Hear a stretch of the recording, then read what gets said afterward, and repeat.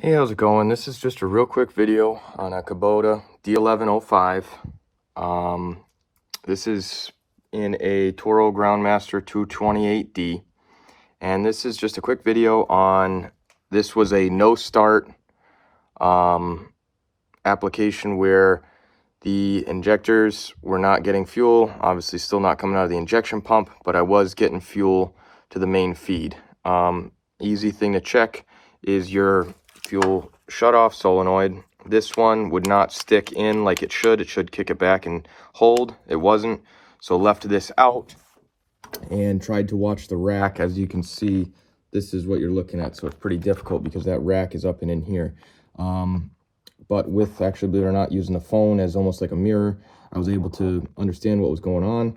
Long story short, I had a issue with this fuel shutoff sticking.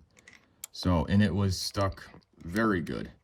And of course, my luck, it was stuck all the way forward down in this cavity. So this tab was hitting here on the way out, and you know, you're supposed to line up this pin with this hole on the way out.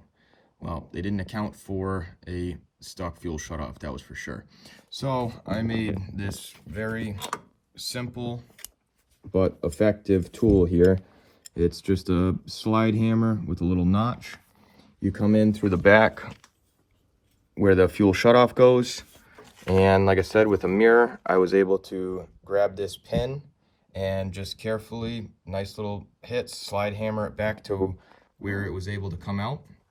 And next thing you know, pump was out. And so I just freed it up.